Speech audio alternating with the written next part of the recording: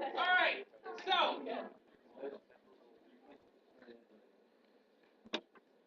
the War of 1812 is over. The United States has not lost, and everybody's feeling good, okay? Patriotism, national pride, we've talked about that already. Assertive foreign policy, we've already done all the treaties that countries have done with us. But what about here in the United States, okay?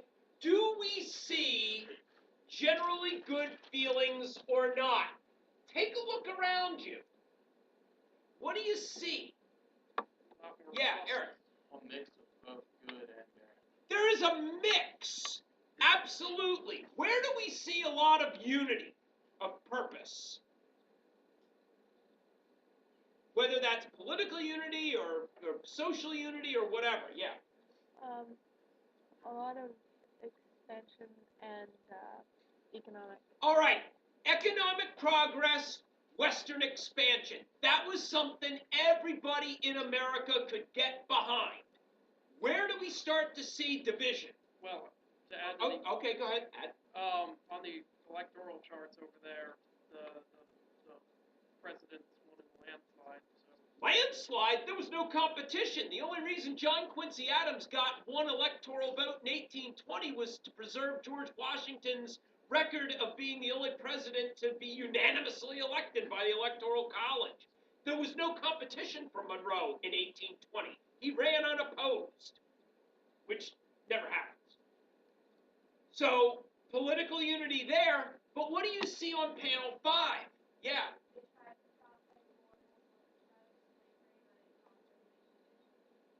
Okay, once people start raising the question of slavery, and in particular, slavery out west, once people start raising that question, can I take slaves there, it leads to political division. Okay? And that's going to be the thing that really starts to divide the country socially, politically, economically. So while you have unity, you eventually are going to wind up with some division. Now, in terms of economic unity, you've got the American system as proposed by Henry Clay. Okay? Now, this looks a lot like Hamilton's plan, doesn't it? A bank, tariff, revenue, okay? But it's a little bit different. At the end of the War of 1812, most Americans believed that we needed to have a unified economic program to promote economic prosperity throughout the country, which is why Henry Clay's American system gets pretty much widespread support. Northerners like it. Henry Clay promotes it. He's from Kentucky. That's out west. It's co-sponsored by John C. Calhoun. He's from South Carolina. So north, south, and west, people like this idea. And what the American system has in it is a central bank, okay, a rechartering of the Bank of the United States. The first Bank of the United States had been around 1791 to 1811. That's a 20-year charter. The charter had been allowed to lapse. It was not renewed. But in 1816, you get a new Bank of the United States, what's called the Second Bank of the United States.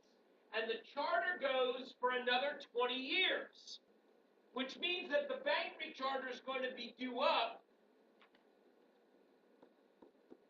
in 1836. Yes, Jackson is president then. He doesn't like the bank.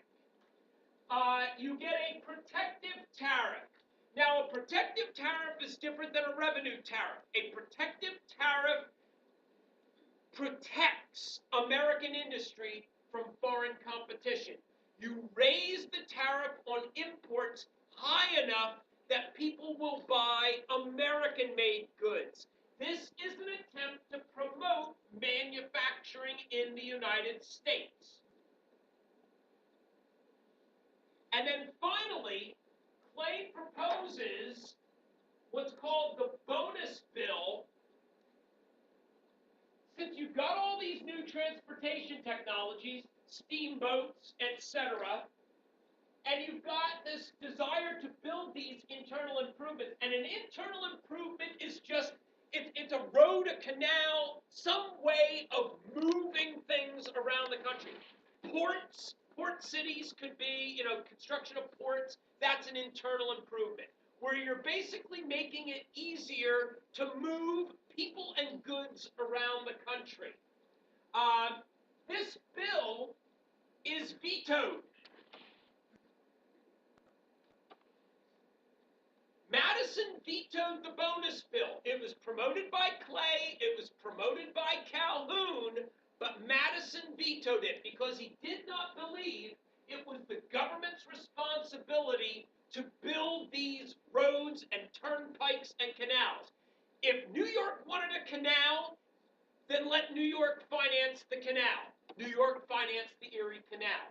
If Pennsylvania wanted a turnpike to connect Philadelphia to Pittsburgh, then let Pennsylvania pay for that turnpike, which they did. Okay?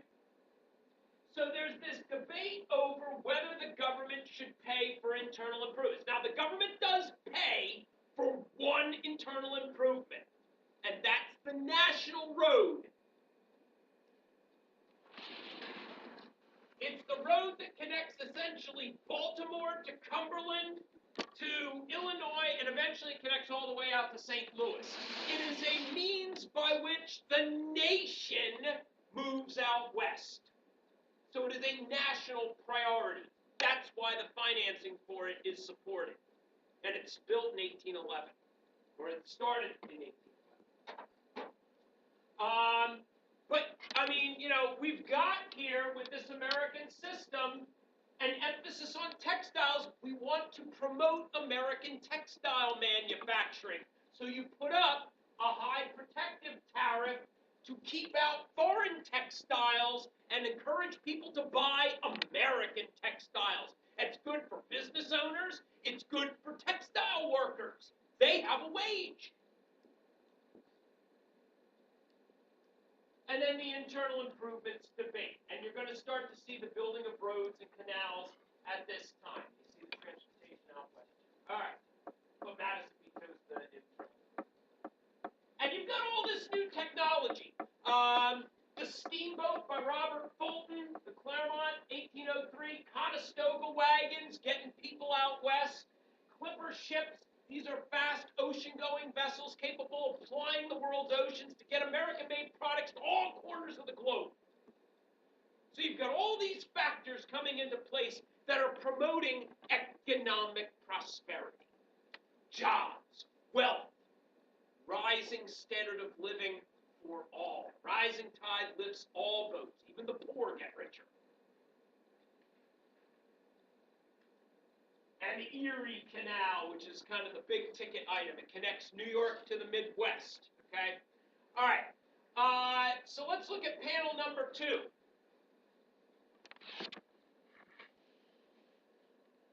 Unsecure economy. Where are we seeing unsecure economy? What do you mean by this? I'm not sure what you mean by that. Okay, so this is a negative, and it's insecure, not unsecure. Insecure economy. All right, the Panic of 1819. This is going to be a big negative. Okay? We'll get to that in just a second. Otherwise, you're seeing expansion and exploration. You've got this concept of manifest destiny. Just look at the image. What does it convey to you? Not just let's go out west. God wants us to go out west. The land is ours, and anybody who may be on that land needs to get off that land. So the British, no. Spanish, no. Mexicans, no. Russians, get rid of them. Native Americans, oh, no, they have to go. God wants us to have that land because God smiles on America. We are God's chosen people. Manifest destiny. Therefore, we have a duty to spread our superior ideals of freedom and liberty to the rest of the continent. That is the concept of manifest destiny, bringing light to the darkness. Okay? And that is a belief that Northerners share and Southerners share. They're unified in that belief. We should go out west. It's just a matter of, well, what's the West going to look like? Population growth, more immigrants, more land available. Guys, land equaled prosperity. Land equaled independence. If you owned your own land, you were your own boss. So that, people equated land to freedom. So if I could have my own land, I could be free. All right, so that's the whole idea of traveling out west, getting in your Conestoga wagon.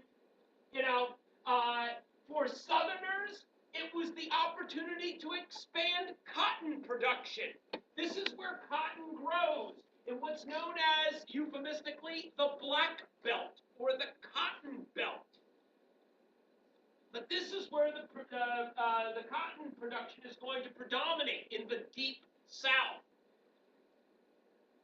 Wagon trains heading, as close as Ohio, as far as Oregon, but you're seeing a massive movement of people traveling all along these routes. Okay, mainly starting out here along the Mississippi River, St. Louis, mainly, the archway. That's why it's there, the gateway to the west. People traveling out to Oregon, people traveling out to California, people traveling down to Texas, down to New Mexico, along the Santa Fe Trail. Anywhere and everywhere people could get by, they're going to travel out west. Didn't matter whether the British claimed this or the Spanish claimed it, the Mexicans claimed it, didn't matter. Americans were moving there. And they were going to assert their dominance in that region. So that is a unifying factor. That promotes the good feelings. Now, something that you guys had up there, question marks, manifest destiny, I think we dealt with. Ohio fever, just the kind of the attitude of, hey, let's go out west.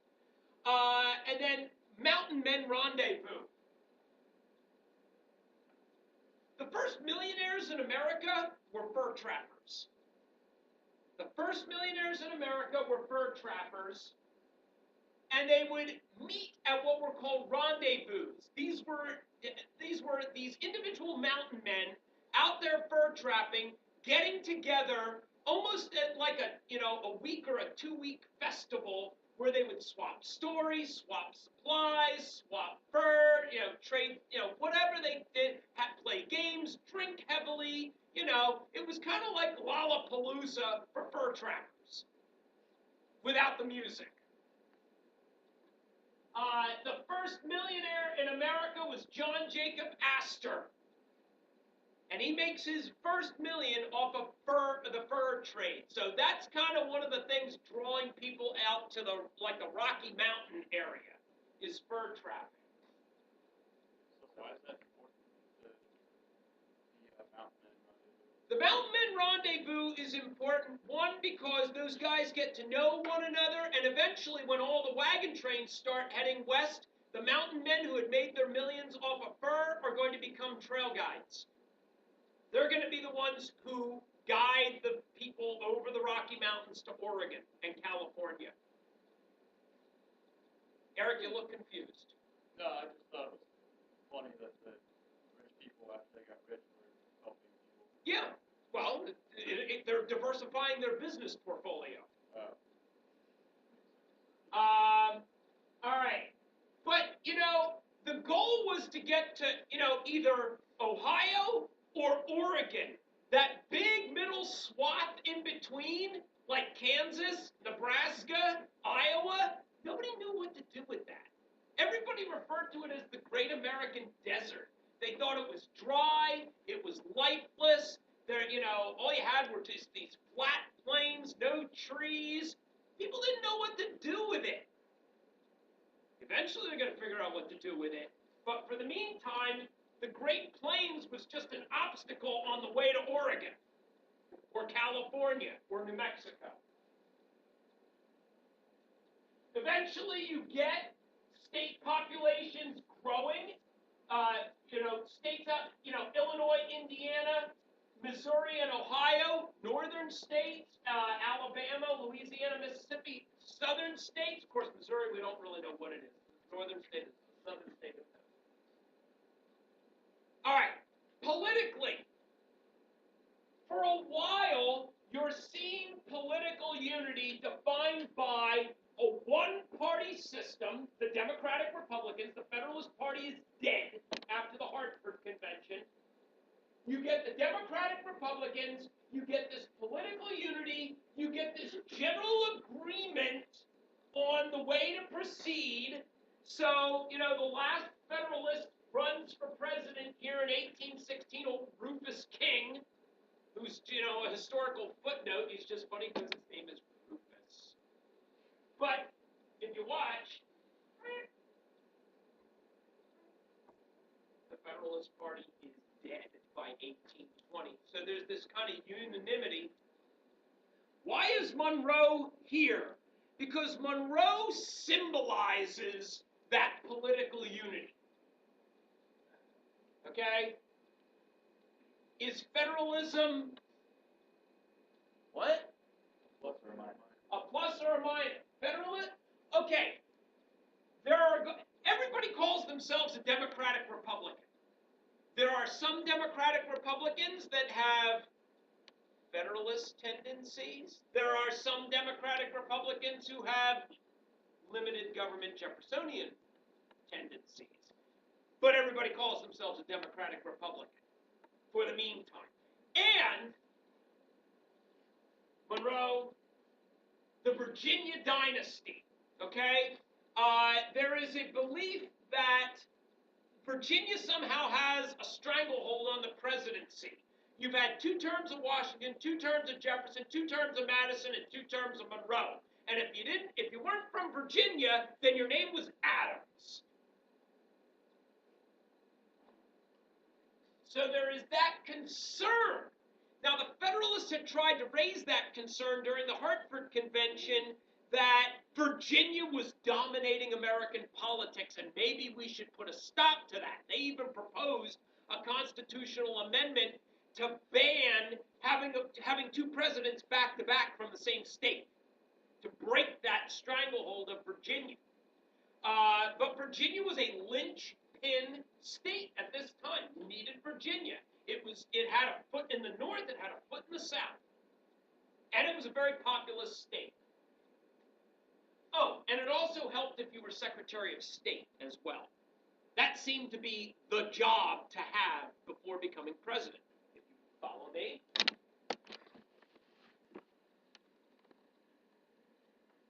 Secretary of State for George Washington, Secretary of State for Thomas Jefferson, Secretary of State for James Madison, Secretary of State for James Monroe. So if you wanted to be president of the United States, you wanted to try to become Secretary of State. Political unity. And you also see an emphasis on national political unity through the decisions of the Marshall Court.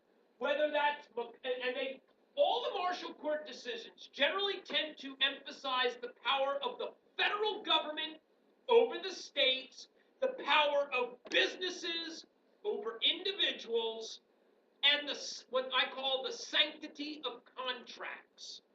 That the government cannot impair a contract. It cannot infringe on a contract. It cannot break a contract. So, for instance, McCulloch versus Maryland. The state of Maryland tried to tax the Bank of the United States. Marshall says, no, states can't do that. State cannot tax a federal institution. And it reinforces the constitutionality of the Second Bank of the United States. Dartmouth College versus Woodward. New Hampshire tried to... Good morning, Southern High School. Your announcements will be on shortly. New Hampshire tried to dissolve a private college charter. Supreme Court says no, the state cannot infringe on the charter of Dartmouth College. Fletcher versus Peck, again, another contract trying to be voided. And the Supreme Court says no, you cannot void a contract. Gibbons versus Ogden, the state of... Good morning, Southern. Today is Tuesday, November 19th. A B-Day. Please stand for your pledge of allegiance. I pledge allegiance to the flag of the United States of America, to the republic for which it stands, one nation under God, indivisible, with liberty and justice for all. Are you struggling in your classes? Yes. Do you need help? I'm struggling to get done with the content. D104 any morning for 12 o'clock where Gibbon national versus honor Ogden, are a available state to help cannot you in award a any subject monopoly area. when it Our comes to tutors have done an interstate excellent trade. job. Start So your if day you with have a positive ferry and company inspired. running a ferry Let boat our between NHS New tutors York help and you. New Jersey, the state of New York cannot award a monopoly to the boat company because New Jersey is involved. Only the federal government can regulate interstate commerce across state boundaries. It's what's called the Commerce Clause in the Constitution. And the federal government has the right to review the cases of lower courts, like state Supreme Court. So Marshall emphasizes the influence and power of the national government to review laws.